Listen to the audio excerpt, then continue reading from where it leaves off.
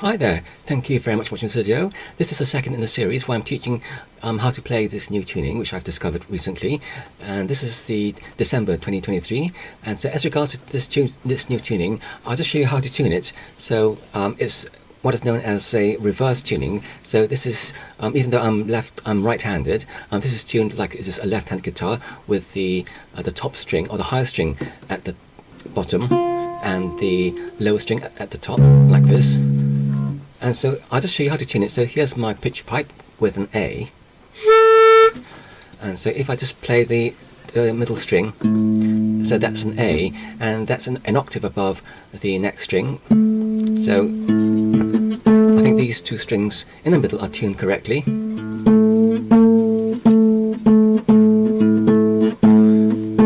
then after that we have the string, which is the fifth string, which is this one here.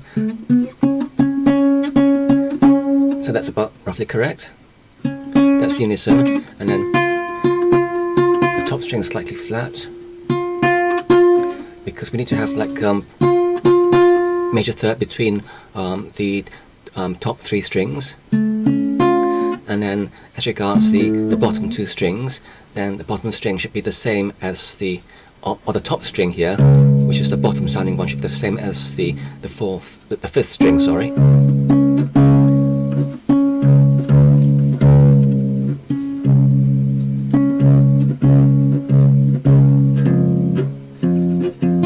And then the second string should be the same as the bottom string or the top sounding string.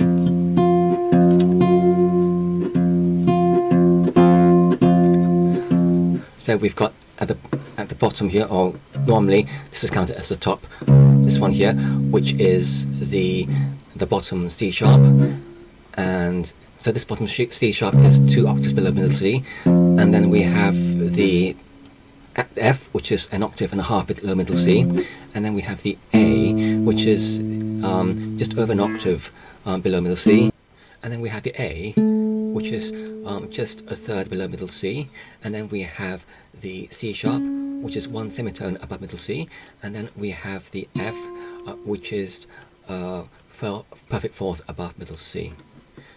So as regards the actual how high the pitch goes to, so this is the F above middle C. So we've got F sharp, G, and then G sharp, and then A, and then B flat, B, C. So this is 1 octave above C, the C here.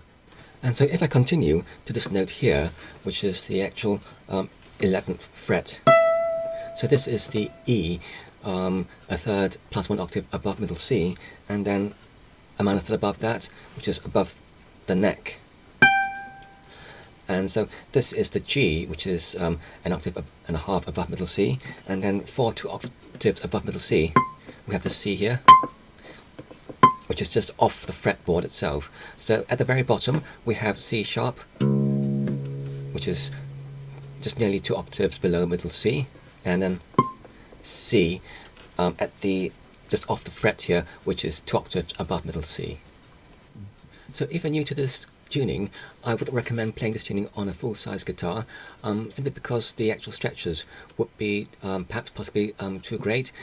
If we're used to playing with a standard tuning on a standard guitar, then that is how our muscles have been developing over the years.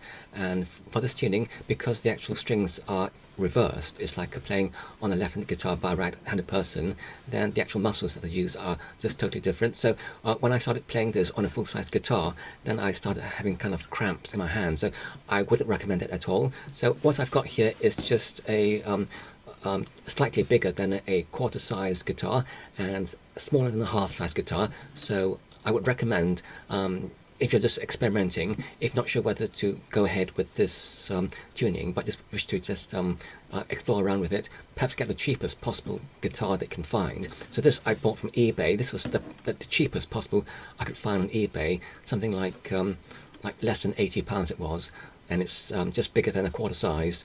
So perhaps that's more suitable if you just wish to explore and experiment.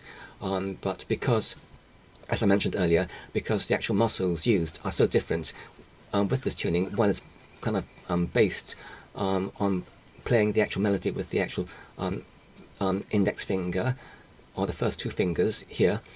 So it's much more kind of slanted towards the front of the hand rather than the back of the hand, so the muscles all different. And so for someone starting this new tuning, then one needs to be very careful in terms of the muscle development. So if it feels uncomfortable in any way, then possibly it's an indication that perhaps the stretches are too big and one needs to perhaps use a smaller size guitar.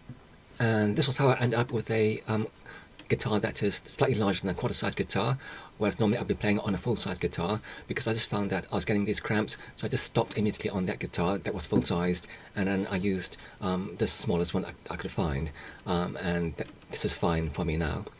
And so this is comfortable to play on, just slightly larger than a quarter-sized. As regards to the sound of the actual guitar that is so small, I mean, I was concerned that it might sound too perhaps tinny or a bit like a toy, but I think if I were to play the standard tuning, or perhaps with the strings the normal way round, with the actual melody in the fifth finger and the actual chords in the rest of the fingers, then it might sound a bit like a toy guitar, or slightly too kind of thin or light. It doesn't have the same resonance as a full-size guitar. However, if we're trying to play the guitar like a virtuosic instrument, perhaps rather than just strumming it for the chords, but if we're trying to focus on the actual production and the timbre of each note that is produced, and if we try and focus on that and improve on that, then I think with a cheap guitar like this, I think we can go a long way to make it sound really nice. So I'm not too concerned at this stage about the tinniness of this guitar. I think the sound quality can be really improved upon by the quality of playing on the strings, I think, with this type of guitar. And guitars are so well made nowadays in any case. I do not find myself all that concerned at this stage about the tinniness of the sound of the cheap guitar. For example, I mean, if I just play the strings here with the vibrato and give it like full body as I can through the technique of playing, then does it sound tinny? Let's have a listen.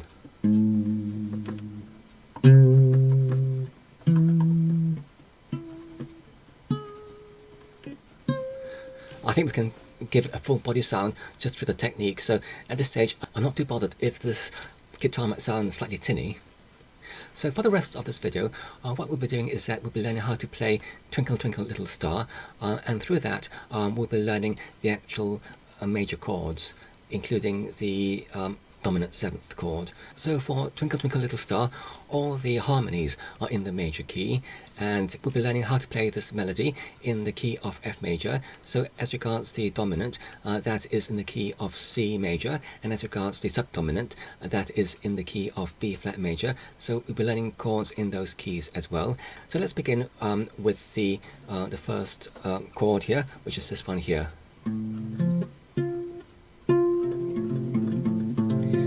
So this is the chord in the key of F in the major key, and it is in this first inversion. So this starts off with the third of the chord of the triad as the bottom note here. So here I'm playing the A here with my little finger, and then the C with my middle finger, and then the F here, the tonic note, with my fourth finger, and then the F one octave above with my index finger. So we've got this chord here.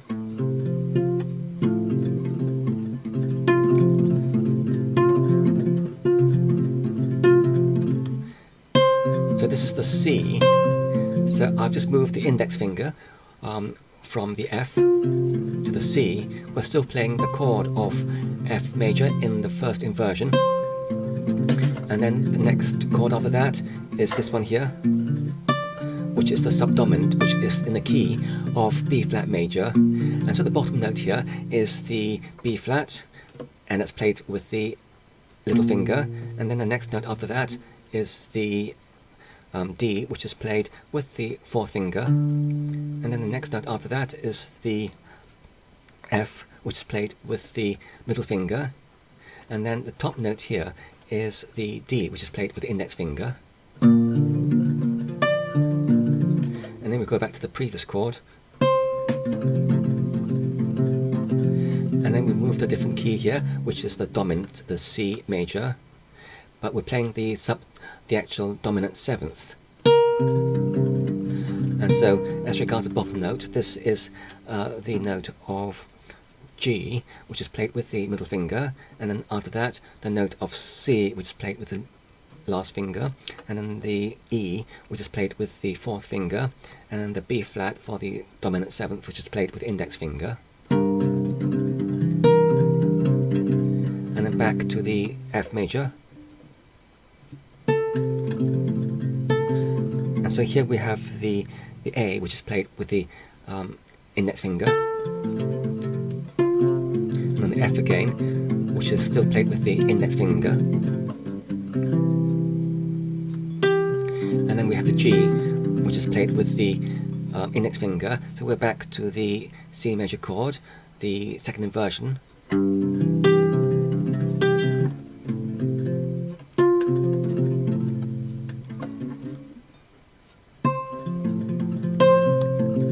And then the dominant seventh.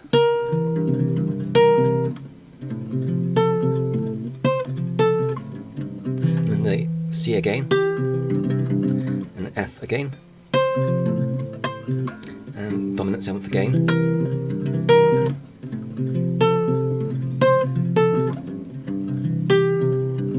And then C major again. And then back to F major, back to tonic. And then the subdominant, which is the B flat major.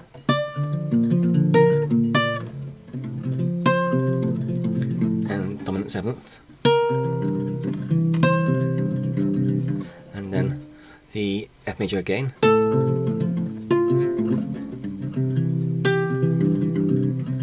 C major. And then back to the tonic. F major.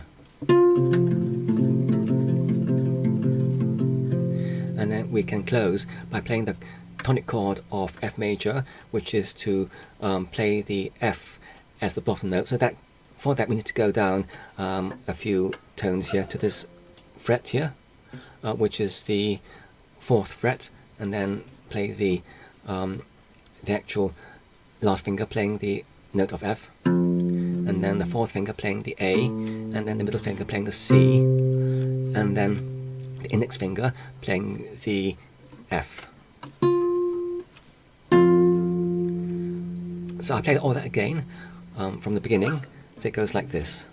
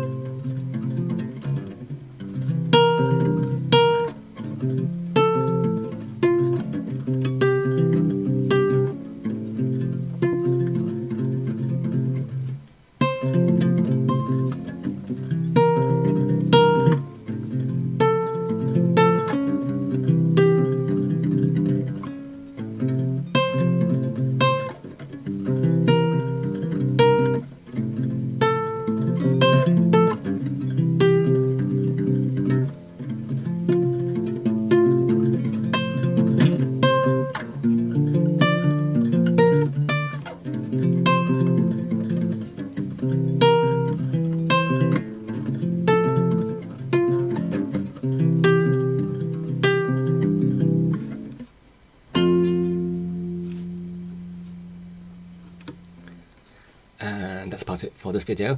Thank you very much for watching. I hope you join me in the next video, and I hope you have a lovely day. Thanks.